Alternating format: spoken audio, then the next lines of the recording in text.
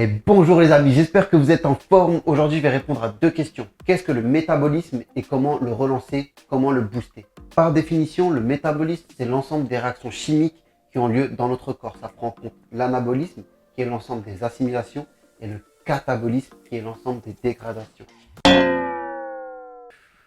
Wow, j'espère que je t'ai pas perdu. Si t'as rien compris, t'inquiète, c'est pas grave, je vais t'expliquer tout de suite qu'est-ce que le métabolisme de manière beaucoup plus simple et comment il fonctionne. Et je vais finir par te donner 5 conseils pour pouvoir le booster beaucoup plus facilement et perdre du poids plus durablement. Allez, go, c'est parti!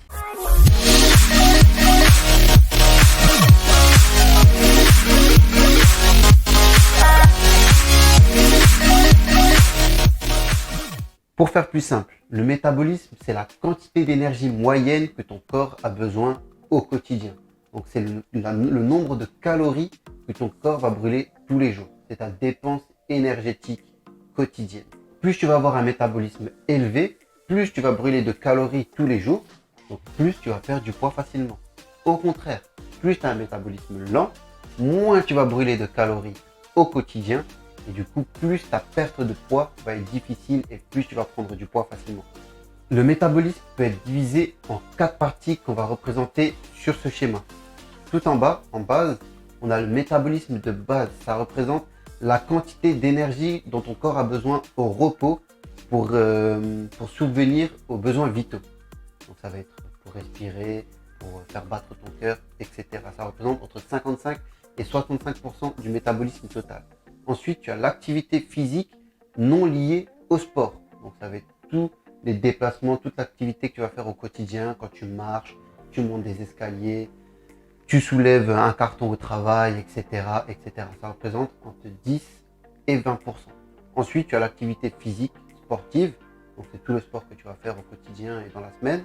Et pour finir, tu as l'effet thermique des aliments qui représente la quantité d'énergie dont ton corps a besoin pour digérer et assimiler les aliments. C'est entre 5 et 15% du métabolisme total. Je pense que maintenant c'est beaucoup plus clair pour toi et que tu sais ce que c'est que le métabolisme. Donc c'est parti pour les 5 astuces qui vont te permettre de le booster et de l'augmenter.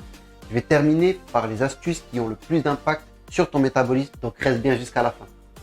Conseil numéro 1, pratique le jeûne intermittent. Un jeûne de minimum 12 heures, ça va permettre de faire un style de purge de ton organisme. Et ça va permettre à ton corps de puiser dans les graisses qui sont stockées pour produire de l'énergie et plus dans les sucres qu'on lui donne souvent beaucoup trop grosses quantités. La combustion des graisses est beaucoup plus exothermique que la combustion des glucides. Donc ça va vraiment améliorer, augmenter ton métabolisme. Sur le long terme, grâce au jeûne, ça va te permettre d'augmenter ta sensibilité à l'insuline et ça va aussi augmenter la sécrétion d'autres hormones qui vont transformer ton corps en machine à brûler des graisses et plus en machine à brûler du sucre. Conseil numéro 2, mange plus sainement mais sans diminuer tes calories. Quand tu diminues tes calories lors d'un régime restrictif, ton corps il va avoir tendance à s'adapter à la quantité de nourriture que tu lui donnes. Tu vas diminuer tes calories, ton corps va s'adapter. Tu vas stagner, tu vas devoir continuer à diminuer tes calories jusqu'à ce que tu atteignes une limite où tu ne pourras plus baisser ta quantité de calories au quotidien sans prendre un risque pour ta santé. Ça explique beaucoup mieux pourquoi énormément de personnes font des régimes yo-yo. Conseil numéro 3, fais de la musculation, du gainage et du sport à haute intensité. Plus tu auras de masse musculaire, plus ton corps va consommer d'énergie au repos. Donc il faut vraiment jouer sur ta composition corporelle. Essayer d'éliminer la graisse et augmenter la masse musculaire. Le but, c'est pas de devenir aussi fort qu'un bodybuilder, mais plutôt de travailler en profondeur sur les muscles profonds, stabilisateurs qu'on utilise 24 heures sur 24. En plus de ça, l'énergie nécessaire pour reconstruire tes fibres musculaires vont te permettre de brûler encore plus de calories les jours qui suivent ta séance de sport. Pour le sport, privilégie plutôt la musculation, le yoga, le pilate, l'escalade, les sports de combat et les circuits training à haute intensité style Tabata. Mais attention, si tu es débutant, s'il te plaît, ne te fume pas, ne te bute pas les premières séances, ça va dégoûter, tu vas avoir des crampes pendant une semaine et psychologiquement ça va être dur de te relancer. Il faut vraiment avoir une vision long terme. Conseil numéro 4, favorise une alimentation pro-métabolique. Je vais aller rapidement sur ce point-là parce que je compte faire une vidéo vraiment dédiée sur ce sujet. Mange beaucoup de végétaux riches en nutriments. Le zinc, le magnésium et l'iode font partie des micronutriments les plus importants pour augmenter le métabolisme. Augmente ta consommation d'acides gras de bons gras qu'on trouve par exemple dans les graines, les oléagineux, les poissons gras. Privilégie les petits poissons gras comme le maquereau ou la sardine et les œufs.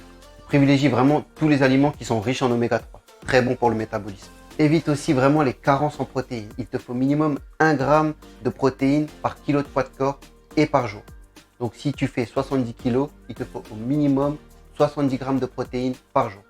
Conseil numéro 5 pour finir, augmente ton activité physique qui n'est pas liée au sport. C'est le facteur sur lequel on retrouve le plus grand écart de métabolisme entre plusieurs personnes. On ne se rend pas forcément compte de tous les efforts qu'on fait au quotidien, mais si on cumule toutes ces petites activités dans la journée, on a une différence énorme. C'est impressionnant. Pour moi, tous ces petits détails, ces choix qu'on fait ou qu'on ne fait pas au quotidien dépendent surtout de notre état d'esprit, de notre mindset.